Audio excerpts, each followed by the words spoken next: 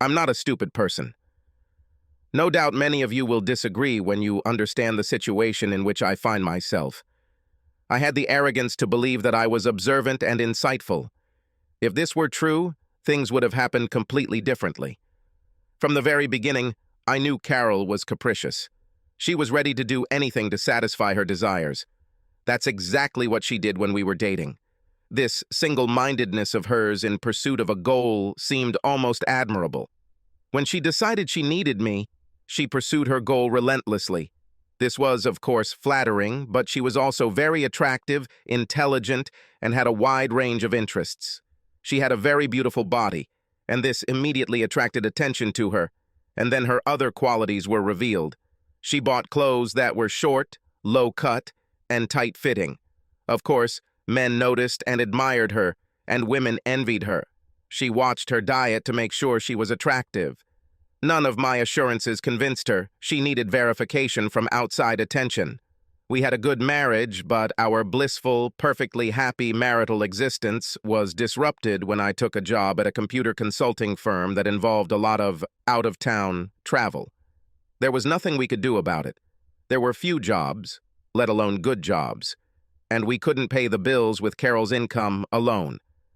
Although we didn't have children, it was in our plans. One evening on a trip, I saw two gorgeous young blondes showing off in Red Omar. They walked slowly and swayed gracefully. I sat at the table alone and waited for my food, alone with my thoughts. I was lonely. People were talking, laughing, perhaps touching each other while talking. Sometimes I noticed that someone was looking at me. As they walked by, blondes cast me sidelong glances, as if meeting my gaze would explain why I was alone. When you're happily married and on the road, the emptiness of the experience is easy to recognize. You can call your wife every evening. What can you say about your day? I had lunch alone, went back to work, and realized that most of the sales information could be transferred to the marketing department.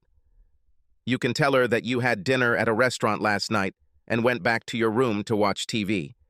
You ask how her day was without you. At least she has friends at home. You are alone. You will see several attractive young women during the trip. You can't date them. Even if they were willing to save them from loneliness, it would be unfair to them. There is no telling where the relationship will lead, and it would also be unfair to the wife. In a hotel bar, being around other living, breathing, talking, laughing, people is the best reminder that there is life to be a part of someday. Sometimes there is an opportunity to dance with someone.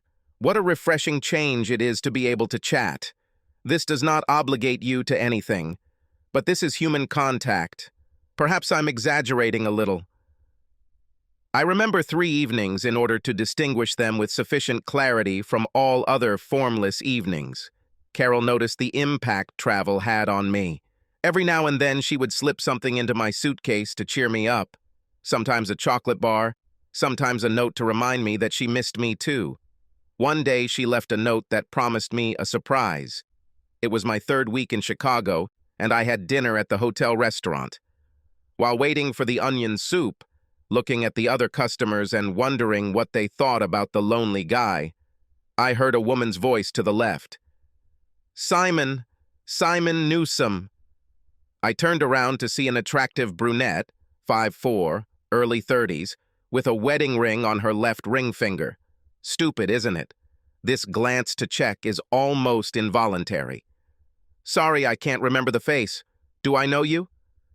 No, you don't know.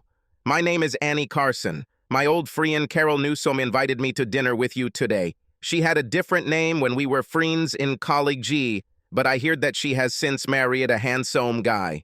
Do you mind if I join you? Of course not. I was stunned. Carol said you spend a lot of time alone and she wanted some company for once. Wow, she's great. Yes, you are lucky. Marvelous. I think this is the most incredible gift I have ever received. You don't even know half of it. She harassed me until I changed my schedule to meet you here. Carol can't take no for an answer. It took her 5 phone calls. It's nice to feel her care. This is true. You know, you have a nice smile, Simon. Don't forget to tell Carol this. I'll have to thank her properly when I get home. She mentioned it. She said she'll be waiting for you in her little black nightie when you get home. An attractive man approached our table. Men don't interest me, but I know how to evaluate men. Simon, this is my husband, Richard. I stood up and we shook hands. You seem surprised, Simon, she said. Did you really think that your wife was going to set you up with a beautiful seductress while you were alone and far from home? She giggled. Richard is here with us. You didn't have any indecent thoughts, did you? Of course not, I muttered. You are very emotional. Carol was right.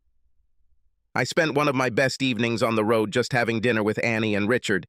It wasn't just that I was dining with nice company. Carol was caring enough to make everything happen. When I returned home, I thanked her profusely. On another trip, a memorable incident occurred. I had just finished swing dancing with a woman in her 40s whose husband was more interested in drinking than dancing. They were both grateful that I danced with her, although for completely different reasons. It's so nice to dance with an attractive young man, she told me. I'm not that young, and you're not old at all. You look like you just graduated from college. That makes me think you may have had too much to drink. She laughed. It was an attractive laugh. I'm 35. College was quite a long time ago. She looked back at her sleeping husband. If I were a few years younger and Fred weren't here, I would show you an unforgettable night. I'm married and I won't forget about it. She let out a long, contented sigh. Your wife is a happy woman. I just want to go home. But you helped make my absence more bearable. Thank you for dancing with me. Maybe Fred feels some of his wife's absence. I wish I could, she said, reluctantly returning to him. I returned to my glass. I'm not as good-looking as she said. The only thing that's notable about me is that I have a pretty good physique.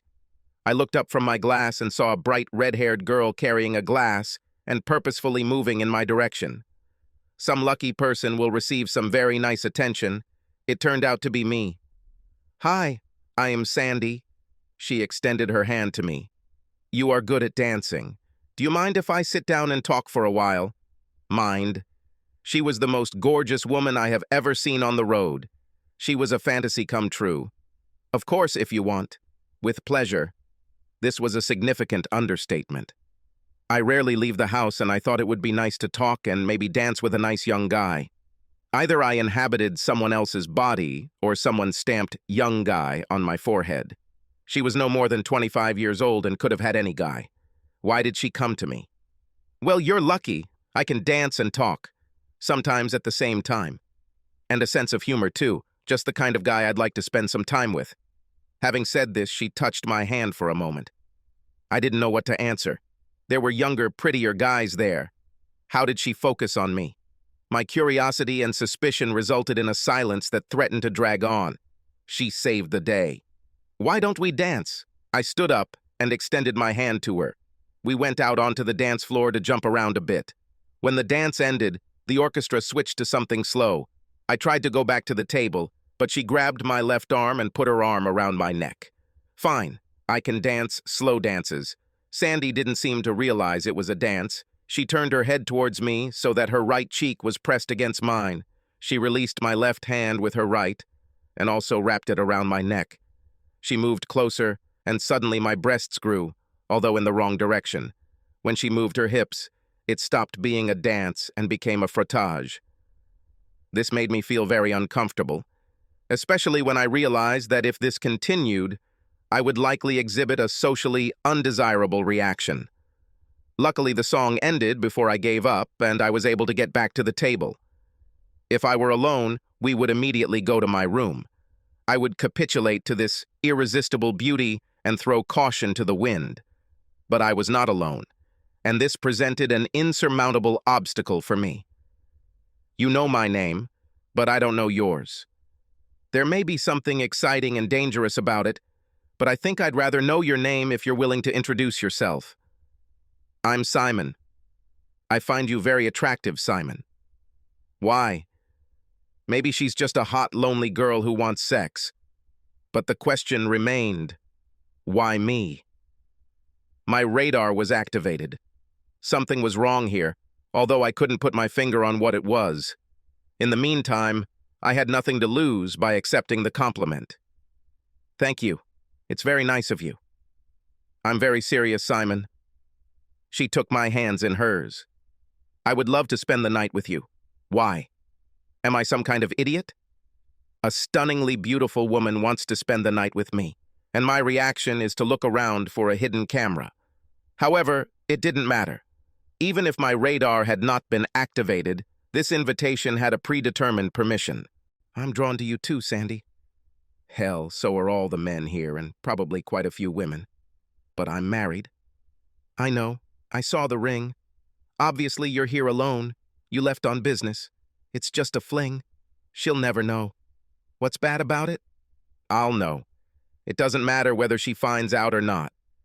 Relax. You are here alone. You spend all your time on the road. You deserve a distraction. And I'm sure I'll have a good time, too. Sorry, Sandy, I can't. I'm not even really sorry. It's just not my thing. As you wish, Simon. As you wish. I can be unforgettable. She spoke sincerely and seductively. She knew how to get to the man. It is quite possible that she has never been refused in her life, still. I made several promises when I got married, and one of them concerns this situation, Sandy. When I make a promise and it is within my power to keep it, I keep it. You are the most beautiful, sensual, seductive woman I have ever met, including my wife. God knows I will remember the missed opportunity, but I will not break my word. She seemed very surprised, and yet she seemed pleased with something. I couldn't explain it, but I'm sure that's what I saw. I'm very sorry to hear that, but I understand. Your wife is a happy woman. You are the second woman to say this today. Can I get a review to take home? What a delightful laugh she had. Don't worry, I will outline everything in my report, and a sense of humor, too. You will need the correct spelling of my name. As pleasant as this joke was, I apologized and returned to the room. To someone watching from the outside, it would appear that Carol was the dominant partner in our relationship. Come to think of it, Carol probably thought so, too. She usually got her way. It's not that I didn't have the courage to stand up to her. The thing is, the things we disagreed about were usually much more important to Carol than to me. For example, I don't know why, but I can't stand the greenery in the house. It's a great color for the woods, but I don't think it should be indoors. Even though Carol knew it, her heart was on the lime green sofa. To me, it was vomit green confirmation of bad taste. But it made her happy, and I left often enough to be okay with it. I must have seemed even more spineless when it came time for Carol to change the car. Carol dreamed with all her heart of having a Ford Explorer SUV. She claimed that the planet would be able to digest it because I was controlling a hybrid. I did not agree with her, but in the end I decided that this was not an issue on which I could not concede. Like I said, Carol was relentless when she wanted something, but to her surprise, she discovered that I was not a complete weakling at everything. If the matter was important enough to me, I could be more than intractable. I think she came to this conclusion the day she told me she wanted to buy super expensive lingerie. I told her we couldn't afford it. She immediately rushed into battle. I know we can afford it. You can write off your expenses for the company. Below a certain amount, they don't even require receipts. This is theft. They expect honesty. Don't be so naive. Everyone does it. But not me. Don't give me so much trouble. You always give me so much trouble. I ask for something trivial, and you get in my face with this honesty, no matter what. Do you hear what you say? No need to shout, she said. Do you think this is a scream? Keep it up and you'll hear screams. You are petty, capricious, cruel, and incredibly selfish. You want me to give up my self-respect for a fucking nightgown? I know how you can afford it. Divorce me and you will get enough money to buy whatever you want. You're always pushing the boundaries, Carol, and this time you've gone too far. What are you, a teenager? Calm down. It's not that important. Lord, don't talk about divorce over a nightgown. Let's talk about escalating the dispute. Where did the divorce come from? When you tell me that I have to break my beliefs in order for you to be happy, the only logical answer is that you have to be happy without me, because I won't. Sorry for asking. I didn't think so. Of course, I wouldn't want you to break your beliefs. I just didn't think about it that way. Please, lingerie is not as important to me as it is to you. I'll prove it to you. Carol began to unbutton her blouse. It was just weird. She took off her blouse and bra. Her arguments seemed a little more convincing to me. Now I'll burn it. I want to show how much it doesn't matter to me. I grabbed my bra, but she dodged it. This is stupid, Carol. I'm going to burn it. I ran after her and she ran across the bed to escape. I realized that I am no longer angry. I managed to grab her and she started laughing. It was infectious. We buried the hatchets. Then I remembered this argument. I couldn't believe how far she was willing to go to get what she wanted. I believed that this was a fight which she had decided she could not win, and it would be better for her future claims if she retreated as quickly and completely as she could. Maybe I'm just a suspicious guy. Of course, I myself was surprised by this argument. She was right about the escalation. I jumped from persuasion to threats of divorce. Was it all disproportionate? More likely. Am I serious? I don't know. My reaction was intuitive and not logical. I hoped she didn't think she could always win an argument just by taking her clothes off. Such disputes happened infrequently and were unimportant compared to the good times. We are with Carol. We took advantage of the weekend by spending as much time together as possible. By no means was this a naked, stay-at-home weekend. I didn't marry her to be a fuck toy. I appreciated her friendship, intelligence, and generosity, except when she tried to get something out of me. The movies, museums, games, and dinners I had to spend alone out of town were made up with her on weekends and on those rare days when I was working on site or was free due to a lack of assignment. I thought we were happy. I may even have been right about this, despite subsequent events that cast doubt on this belief. One day on the weekend, lying naked and sweaty, she surprised me. Some girls at work told me that their husbands dream of seeing them with another man. What about your fantasies? No? Is this what their husbands really dreamed of? Some even more than they imagined? Really? I do not understand this. Why not just stay alone if you want to be with others? They say they are excited to see their wives having so much fun. Wouldn't you like to see your sweetheart in ecstasy? I chuckled and lifted the blanket. Does this idea seem to interest me? Maybe you don't want to just watch. Maybe you'd like to join. Are you asking permission? Maybe. Ask your next husband. The current one has no interest. If I wanted us to have sex with someone, we would be alone. God knows I've had a lot of opportunities along the way, but that's not something I'll ever do. You just don't know when to stop, do you? Oh, calm down. I'm just kidding. Some girls told me about this, and I thought it would be fun to tease you. Are you always so serious? Don't you understand jokes? Again, my suspicion told me that she sensed that she had gone too far, that I was on the verge of unbridled escalation, and she decided that it would be unwise to press the issue. On the other hand, sometimes I can be too serious. In fact, if I found out that you were cheating on me, I would very seriously think about leaving you. At least I would get some serious revenge somehow. I wouldn't lose any sleep over it. I'm not interested in anyone but you, Carol.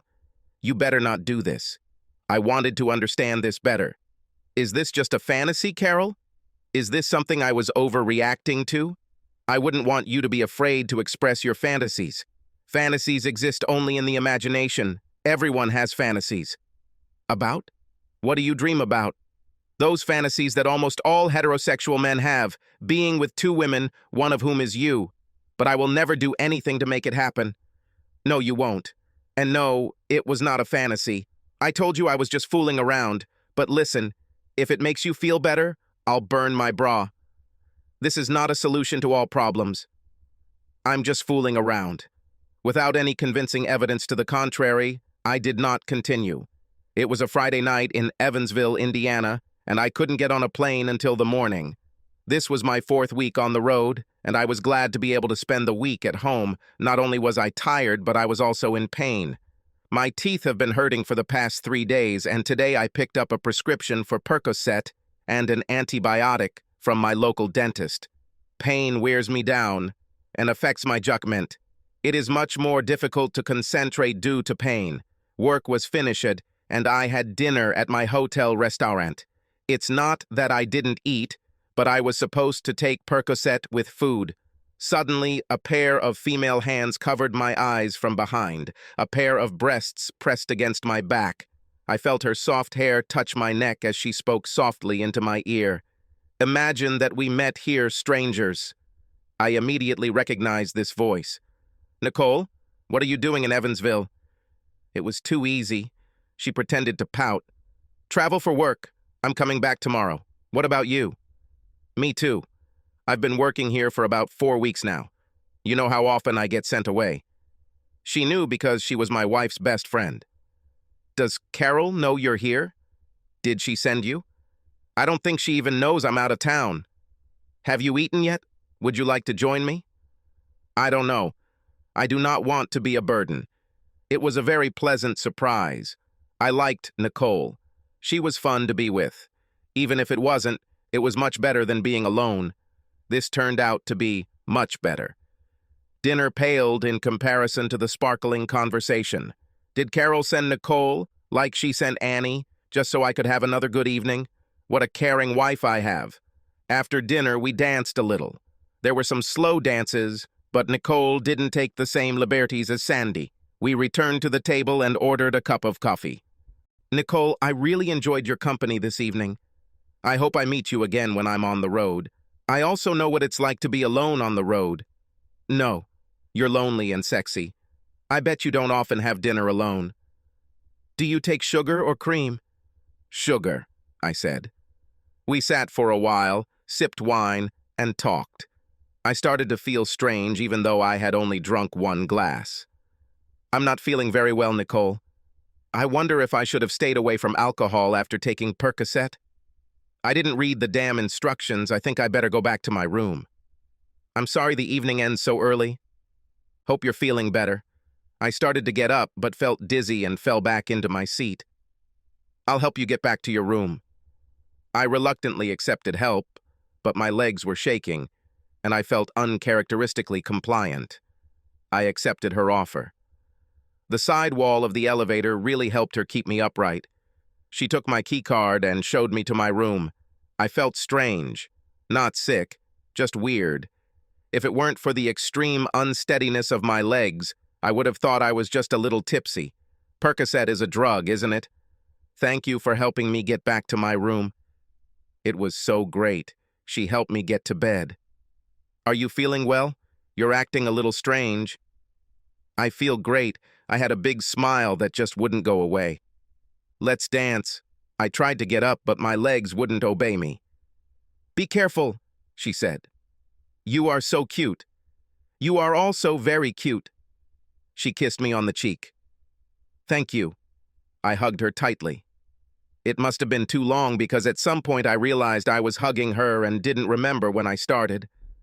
"I think I better put you to bed." "No, I can do it myself." I lifted my leg with my hands, fell off the bed, and started laughing. For some reason that escapes me now, I found this hysterically funny. "Of course you can." She sat down next to me on the floor and took off my shoes and socks. I was of little use. She took off my jacket with difficulty, stood up and hung it on the chair. Then she came back and helped me back onto the bed.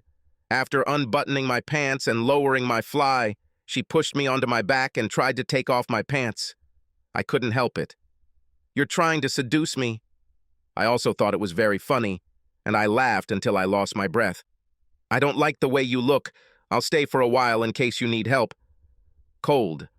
"I just don't think I can leave you alone." Cold. I heard her walking around and most of the lights went out.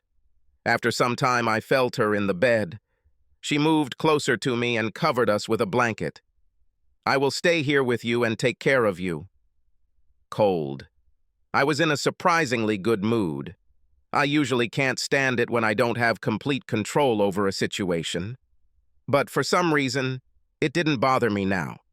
She pressed closer and then I realized, "Hey, you don't have any clothes on." "I don't want to crumple." "It's a good idea." Just relax and rest. That's exactly what I did. I think I got some sleep. I woke up to Carol's kisses. I thought she wasn't there, but I must have been confused. Sometimes the days are confusing. Carol was especially passionate today. I think separation makes the heart grow fonder. And Lustier. My God, I don't remember the last time I felt such a need. She grabbed my buttocks and pulled me towards her. I felt everything. I smelled everything. I heard everything. Never before have my feelings been so acute. Carol, this is amazing. I've never felt so close to you. I'm not Carol. I'm Nicole. What am I doing? How did it happen? This was wrong. It's okay, Simon. Everything is fine. Everything was okay. I moved forward and was enveloped in a warm, sensual, and luxurious body. Carol Nicole was tired of this pace. Faster. It was more than a proposal. Faster. I can't. Okay, let's try it your way. As far as I could tell, my method worked quite well. It was tiring. I was asleep. It was morning. Sunlight streamed into the room. I stretched. I opened my eyes and looked at Carol, Nicole, who was downstairs. What the hell are you doing? What are you doing here? It's okay, Simon. Everything is not okay. I pulled the sheet over my lower body. My blood pressure jumped. My skin flared up. Everything is fine. You seduced me, and I stayed the night. Did I seduce you? I don't. It was wonderful. I'm really sorry. I don't know what came over me. Please forgive me.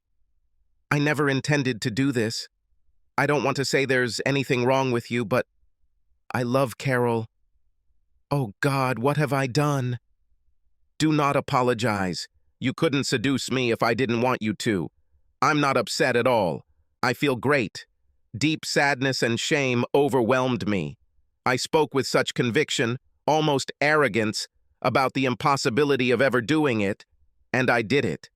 It didn't matter that I failed Carol, but what was worse was that I failed myself. I was not the person I thought I was, and it devastated me. I'm just another asshole, like all the other assholes. Nicole tried to console me, but she lacked conviction. She seemed more pleased than sympathetic. What should I do? Have I really lost Carol? Did I really cost her Nicole's friendship? For now, I have decided to focus on returning home. She sat on the bed naked, pleading. So we'll repeat it? No, this shouldn't have happened. If I do this again, it will be even worse. I don't understand why I did this last night. The least I can do is stop doing wrong. Sorry, I'll just behave the right way. Nicole didn't answer, but her behavior changed. She was very positive and accepted the situation, but now for some reason she seemed sad. I think I can live with the guilt myself. But if Carol finds out, it will hurt her even more. You are her best friend. What do you think? I do not know what to tell you. I'm sure you guys will figure it out eventually. She seemed to want to say something else, but held back. There was pain in her eyes, perhaps regret. Are you okay? I moved to give her a reassuring hug, but the sheet fell and I realized we were both naked. What can I do to fix everything? She smiled, leaned over and squeezed my hand. Everything is fine with me. You don't have to do anything. Nicole and I spoke just long enough to discuss the details of the trip to the airport. Fortunately, we did not sit together on the plane. I had the whole flight to decide whether I would tell Carol or not. Since there was no good choice, I did not come to any decision. From the airport, I took a taxi home. Until I decide, I'll have to act like everything is fine. Carol greeted me enthusiastically. Let's unpack your things, put them away, and then I want to get you cleaned up, cutie. As we unpacked, the choice was made for me. I heard her scream. What the hell is this? I turned around. She was holding blue lace bikini panties in her hands. I blushed. Whose is this? Where? I didn't answer right away. Don't try to make up some story. You got it, buddy. No story, no excuses. I can't even explain it. I myself don't understand what happened. Who is she? Nicole. Did you have sex with my best friend? You make me sick. Get out. Stay in the guest room. I don't even know if I can talk to you again. Get out. Everything went better than I expected. I was still married, at least for now. On Monday, I went to the doctor for a checkup. I had no reason to believe that Nicole had any illnesses, but it would be foolish not to be as safe as possible at this late date. Carol didn't talk to me for 3 days. She was still angry when she spoke. I decided not to divorce you, but I'm angry and I know what I need to get through this. I'm going to take revenge. I'm going to find someone to have sex with, and I want you to be there when I do it. Carol, 2 wrongs don't make a right decision. For me, this is the right decision. I'm just going to use strangers. You had sex with my best friend. I did not want to. I didn't have any plan or intention. It just happened. Would you rather for me to wait until some stranger starts making advances toward me before I let it happen? I'm not trying to soften the severity of what I did. I'm saying that methodical planning takes cheating to another level, beyond what I was doing. As for observation, there is no chance of that. What if I insist? What if I need it to get through this? Otherwise, I won't be able to stay married. I started to fuss. This is your fantasy, isn't it? You've already talked about this before. Do you think you need this to forget about my behavior? Or are you just using this as an excuse to force your fantasy down my throat? What if you go too far? How will it end when one of us gets so far that we break up? Is this your idea of how to get through this? You speak impudently for someone who has fallen so low. I speak as if I love you and don't want to go down a path where it will be impossible for us to be together. Is there really no limit? Everything is fine. We'll make up if you watch. She seemed more disappointed than angry. At least you recognize my right to get even. I didn't even remotely say that. There is no right to do wrong. I just said that I have no right to blame you. No matter how much I've ruined our relationship, I think what you're planning will only make it worse. I will let you know. You will know when this happens, because until then, you will have nothing from me. This was wrong. I mean, there was something inappropriate about this whole situation. It took her 3 days to decide on the appropriate action. But she also told me that if she ever caught me cheating, she would take revenge. But she was quite insistent that I watch her, and she had said so before. She seemed disappointed that she did not get this concession from me, although her behavior before and after was angry. How long will I be cut off? This was a tactic she had used in the past to get her way. If her revenge is swift, it will probably be because she had someone in mind all along. Besides, she didn't really respond to any of my arguments. This was typical when she was trying to get something, but in other circumstances, she thought carefully about my words, responded thoughtfully, and sometimes agreed with me. What I had was inconclusive evidence and a bad feeling. I decided that I needed to gather more information to find out what was really going on. Maybe she was going to pretend to be a liar to teach me a lesson. But then she wouldn't insist that I watch, unless she was prepared for me to dissuade her. Maybe that was exactly what she said, revenge.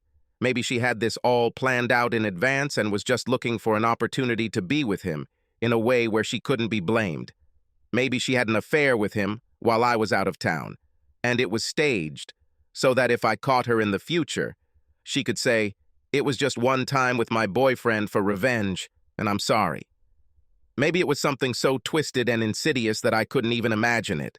I decided the only way to find out was to tape them so I could hear what she said and see how she behaved. I needed to act quickly. I had no idea when she would do it. I went to my office in the basement and searched the internet for information and specifications for surveillance equipment. I also looked for local stores to stock the equipment because I didn't know if I had time to wait for it to ship. Shortly after Carol left home, I went about my business. Most of the day was spent setting up the cameras and wiring and hiding them. I hid cameras in our bedroom, guest bedroom, and office. These were the most likely places for a date. I guess I could have installed cameras in the living room and rec room, but I was trying to figure out what it was doing, not creating a spy network. Perhaps I focused on this to distract myself from the guilt and worry about the damage done to our marriage. On Friday afternoon, Carol called me at the office and told me not to worry about being home for dinner. She said that I should spend the night somewhere else and that she would call me when it was safe to return home. I didn't have to do anything. The programs were already connected to my network and the recording would be motion activated. This espionage was not an adventure. This was what I felt I had to do to understand the situation. I went to a restaurant for dinner and then got a motel room. Sitting in my room, staring at the blank TV screen, I wondered what the hell I was doing. What kind of man would allow his wife to do what mine is doing now? Weakling. Someone who doesn't deserve to have their feelings spared. I grabbed the keys and ran out the door. I was going to go home and stop this. I would grab him and throw him out of the house. I got so far as to put the key in the ignition before I started thinking again. What will I tell Carol? If you cheat on me, I will leave you. The problem is that I will also have to say, if you don't forgive me for cheating, I will leave you. The juxtaposition of these two sentences was absurd, but that was not all. Suppose today I managed to prove my masculinity. What's to stop Carol from doing this the first night I'm out of town? Or every night I'm out of town for that matter. I couldn't quit my job to sit at home and watch her all the time. Either way, it wouldn't be a life for either of us. Then she will tell me what she did. The only difference is that I didn't willingly stand by to let it happen. Or maybe he won't say. She'll just keep doing it until she gets caught. I took the key out of the ignition. Confronting her tonight was not the solution. At best, it will delay her revenge. At worst, this could make the situation even more destructive to the continuation of our marriage. I got out of the car and returned to the room. No suitable solution came to mind. I tried to watch TV, but it was difficult for me to concentrate. I felt a sense of foreboding. At about 9 o'clock, I fell into a restless sleep. I woke up at 8, got dressed, and went to breakfast. Carol called me on my cell phone just after 9. She was cheerful, almost cheerful. Now you can go home. I'm going to go shopping and won't be back until this evening. You're in luck today, big guy. See you later. She didn't even wait for an answer. As far as she could tell, the matter was successfully completed. I checked out and went home. I sat down in front of the computer and checked the VCR. Only the one in the bedroom managed to detect any significant time. He didn't use it for a full 8 hours. I think they got some sleep. I rewinded the film for about an hour and turned it on. Many men tell stories about how they saw their wives doing this, and it turned them on. For me, it was an emetic. I saw Carol heading towards the bed from the bathroom. None of us will be lucky today. She sat down on the bed and picked up the phone. Was that when she called me? Hello? Who was on the other end of the line? It was fantastic. Crap. It never occurred to me to record the conversation. I could only imagine who she was talking to. No. Everything is fine. The only thing that could have been better is if Simon had been there to watch. I really didn't think I could get him to agree to this. He's so smug. I don't know.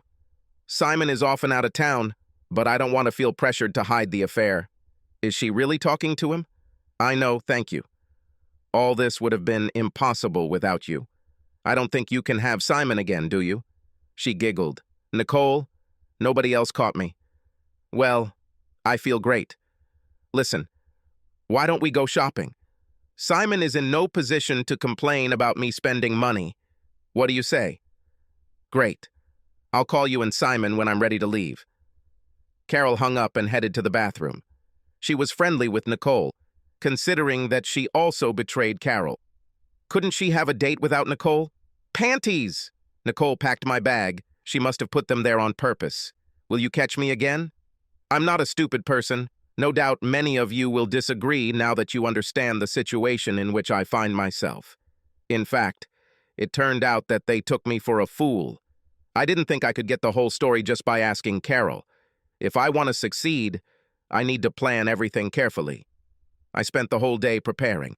I saw Carol's car pull up to the house just before 5:30. I immediately picked up the phone and dialed the number. Hello? Nicole, there's something wrong with Carol. I need your help. Come right now.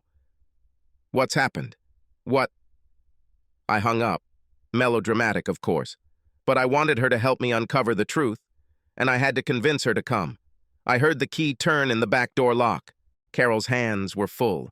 She placed the bags on the kitchen table. You look awfully serious for someone who's about to have a good evening. Carol couldn't be happier with her situation, even if she won the lottery. Come here, sit down. We need to talk. What kind of crap is this? You're fooling me, and I should come and talk. Your actions were as wrong as mine. We did discuss what I did, didn't we? Now that you've had your revenge, we'll talk about what I need to move on. Firstly, did you use condoms? She blushed. She paused. There's no point in telling obvious lies at this point. She was Carol, as always. The best defense is a good attack. Why do you think I didn't use condoms? I didn't find anything. I could wash them off. She would have made a great politician. I didn't find the packaging. Did you wash it away too? Now that evasion was not practical, she changed tactics. You didn't use condoms with Nicole. How do you know that he is healthy? I asked. She answered not quickly enough. Looks like I'm going to be unlucky today. If Bob didn't have to use condoms with my wife, then I'm not going to. Are you healthy? They checked me. Until you are checked, you are on your own. Bastard! A very sharp argument. How long have you been planning this? What do you mean? I started after I found out about you and Nicole. You found someone surprisingly quickly. I'm very attractive. Besides the fact that it was your fantasy, why did I need to look? So that you learn your lesson. What kind of lesson is this? So that you never fool me again. She was starting to worry. And how come I didn't learn this? Didn't I know how much I hurt you? Wasn't I disgusted with myself for my lack of self-control? Aren't I hurt enough by what you're doing? And by the fact that you're planning to do this to me? How could I have learned this lesson better? She didn't answer.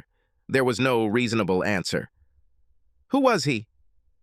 Just someone I know from work. How did you manage to persuade Bob so quickly? How long have you been flirting? He was just attracted to me. I spoke to him on Wednesday. You said, "Hey Bob, are you doing anything on Friday? I would like you to spend the night at my house, having sex with me in my marital bed." Without preamble, he's a really nice guy to say yes to right away. His name is Frank, and it wasn't like that at all. I have to tell you, Carol, that I have collected some evidence in this situation. Be very careful not to lie. It was disgusting and vile to deceive me in this way. I think I can survive this, but if I feel like I can't trust you, there's no reason for us to restore this marriage. Since you don't know what exactly I know, you're taking a big risk if you don't tell me the truth. You mean you'll leave me after what you did? I'm saying I'll leave you if I can't trust you after what you did. If I can't trust you, how do I know you won't kill me in my sleep? I would never do this. But the question is, how far will you go? I saw Nicole's car pull up. Did you conspire with Nicole to make me cheat on you? You are crazy. Maybe. But you didn't answer my question. And don't forget that I have proof. Also, I'm going to ask Nicole about this. She doesn't want to talk to you. Just in time. The doorbell rang. Here she is. Why did you call her after you were done with Bob? Frank, I headed towards the door. Shouldn't we look for another answer? How did you agree to go shopping with her? Well, yes. I called her about this. I didn't call to talk about this. Nicole rushed past me into the living room. Carol, are you okay? Simon said. There's something wrong with you. I didn't give her a chance to answer. Nicole, when did you and Carol start planning this? Carol intervened. What are you trying to pull out? Carol, calm down. We're going to get to the bottom of this. It's not like that light was to be kept. You have the nerve to drag this into our house. If we don't solve this problem, this will just be your house. You can have sex to your heart's content here, without me. Either my sarcasm or this prospect seemed to be enough to calm her down for a moment. What's wrong with Carol is that we're having a critical conversation about marriage. Nicole, when did you start planning this? Plan what? I do not understand what you're saying. How did your panties get into my suitcase? It was just a mistake. I put them in the wrong place. Do you really think I'm that stupid? I admit that I was an incredible fool in this whole thing for a while, but I'm not that stupid. Only one pair? Well, Nicole didn't have a ready answer. How is it? I pretended to look at my notes. None of this would have been possible without you. They both looked surprised. Didn't it occur to you that I could tap phones? When did you start planning this?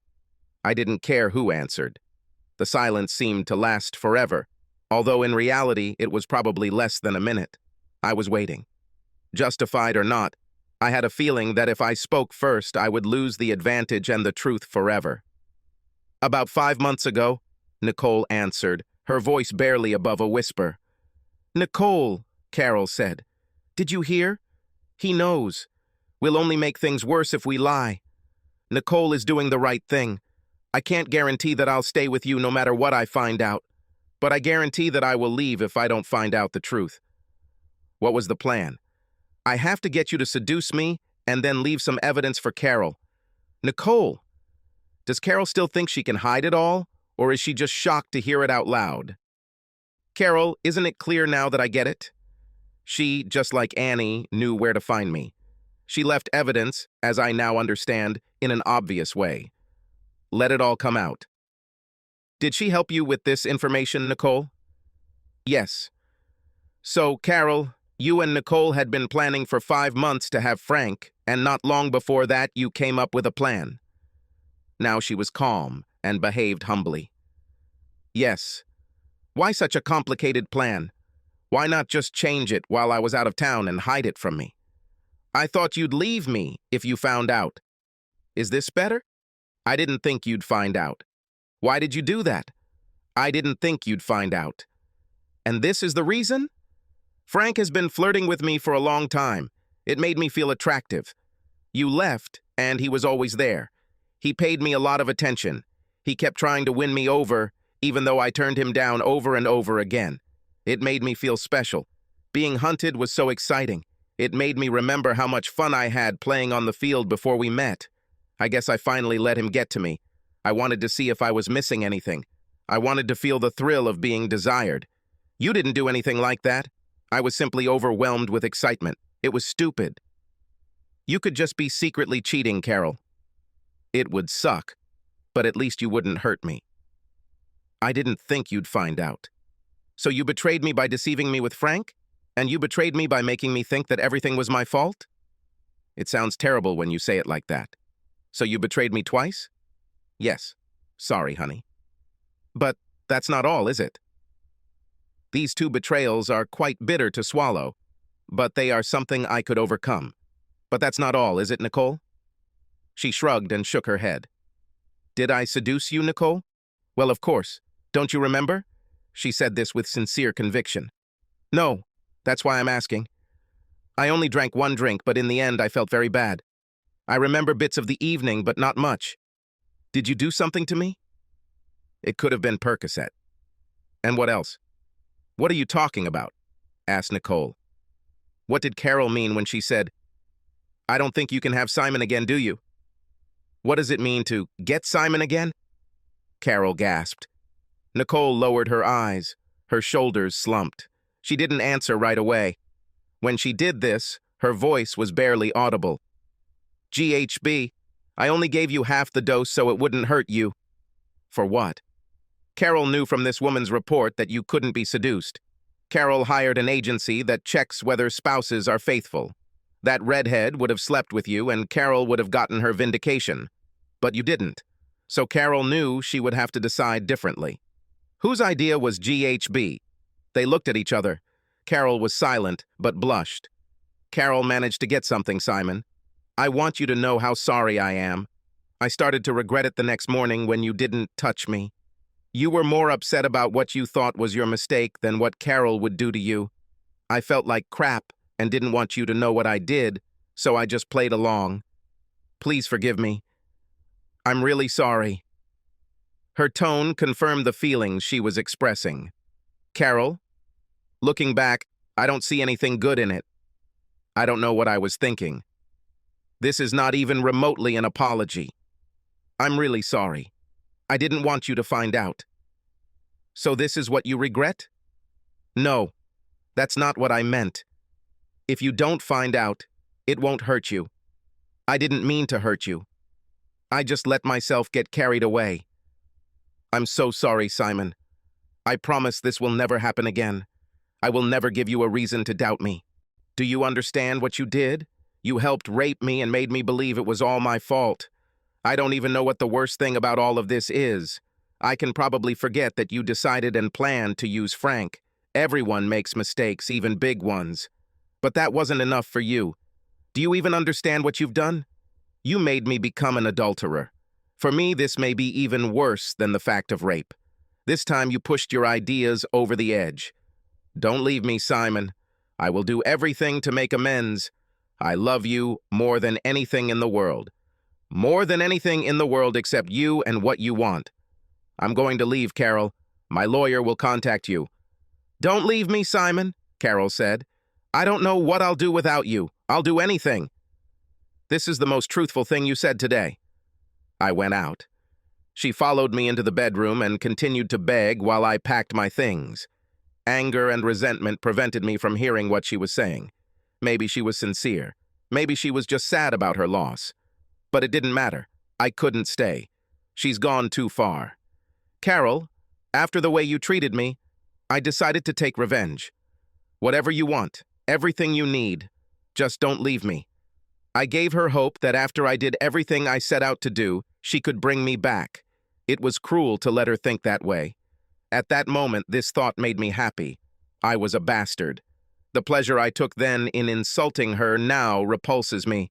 But at least I had time to heal. I left her crying. Maybe she really loved me. But it didn't matter. The price was too high. I wanted revenge. I wanted her to suffer the same way I suffered. I wanted the family to know what a ruthless, lying narcissist she is. I wanted the people she worked with to know the kind of betrayal she was willing to bring to work. I wanted my friends to know what she was capable of doing to her longtime lover and companion, and how willing she was to compromise her best friend to get it. Could they be next? I wanted all these people to avoid her. Just the thought of her suffering was cathartic.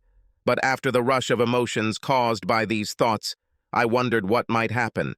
As for accusing her of rape, without a confession it would be almost impossible.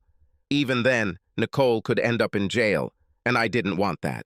If the trial begins, I will become the object of public ridicule.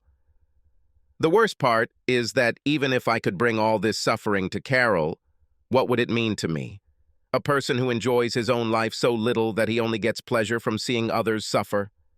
If I took action to make her suffer, I might lose more respect for myself as a man than I would gain from her suffering. I had unfinished business. I watched the tape in the living room. Come in, Frank. Oh, baby, I'm so glad you finally decided to do this. Well, of course you were persistent. You're flattering the girl. I didn't need to see anything anymore. At least she told the truth here. That slimy bastard stalked my wife until he succeeded. This did not mitigate her disgusting behavior, but it deserved some retribution. I called Carol's office and asked to see Frank.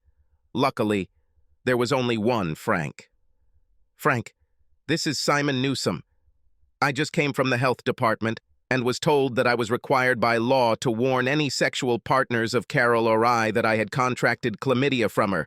You better get checked, man. He spluttered, swore, and called her a damn bitch. Of course, he'll know he's okay, but I'm not done with him yet. A week later, I was waiting in the parking lot when he went to get his car. I walked right up to him and lunged at him as he approached the car, slamming him onto the hood. Hello, Frank, it's Simon Newsom again. I pressed down on it, holding my breath. You bastard. Carol had nothing. Am I the bastard? You stalked my wife, convinced her to have sex with you, ruined our marriage, and I'm a bastard? I continued to press him, either because he found it difficult to breathe, let alone speak, or because he had nothing to say. He remained silent. You're lucky this time, Frank. You didn't catch anything and you're alive. Your next husband may decide to beat you to a pulp or kill you. I probably won't kill you, although I haven't decided that for sure. See you, Frank. Or not. I think I've succeeded in sounding threatening. I hoped he would be worried for a while longer. But it didn't matter. I told the truth. The next guy could just kill him without a second thought. I felt better. Such revenge did not diminish me. I forgave Nicole. She showed real remorse. We even became friends. Carol kept calling, but 2 months passed before I answered her call. Carol, I'm actually not very interested in talking to you. I just wanted to tell you that I have decided to forgive you. I can't say whether you deserve it or not, but you can take me off your conscience. Does this mean that we have a chance to be together again? I forgive you, Carol, but I don't think I can forget. I can't imagine that I'll ever be able to trust you. I will never give you a reason to doubt me again. What happened is enough. Please. I cannot do it. Goodbye. I hung up without waiting for an answer. I spoke without any malice. I just didn't want to risk my peace of mind. I spent a significant part of my life with her, and most of it was very good. I sincerely hoped that she would be happy, but I was not interested in that. If I never hear anything about her life again, I'll be fine. I spoke to Carol again. She called from a new number. Hello, Simon. Carol, we have nothing to talk about. Just give me a minute and listen. That's all I want. I thought a lot about my behavior, especially after you said you forgave me. I could never find the words to adequately describe how badly I behaved. Not only was I willing to risk our relationship over something useless, I was willing to rub your nose in it. I have no idea how I could have done this, and I'm really sorry. I'm not asking you to take me back. They wouldn't take me back after I got in. What I did would be a shame if I did it to a stranger. That I could do this to someone I love, and even worse, to someone who loved me, fills me with disgust. I know this doesn't excuse my behavior, but I needed to give you a sincere apology. I know how empty and useless my apologies were at that time. I understand now. I hope this is of some value to you. After about 10 to 15 seconds, I came to the conclusion that she was finished. Not only did she say the right things, but she seemed sincere. I didn't realize it until now, but I guess I needed to hear them. Thank you, Carol. We both had nothing to say and ended the conversation. Some time later, Nicole told me, without meaning to, that Carol was unhappy. She rarely goes out. They don't even date anymore. It's a shame, of course, but that's not my problem. I had what I originally wanted, Carol's unhappiness. It didn't bring satisfaction. I loved her, but I probably could have guessed everything from the very beginning. The totality of all her virtues and qualities distracted me from a character flaw that was serious enough to allow her to abandon marriage for the sake of fantasy. I no longer date stubborn women like her. I'm looking for a woman with a kind heart. I also changed my profession. Now I stay at home almost all the time. I hope someday there will be someone to stay home with. Subscribe to our channel so that your second chaff doesn't cheat on you, and go ahead and listen to the next story, because this story is nothing compared to the next one.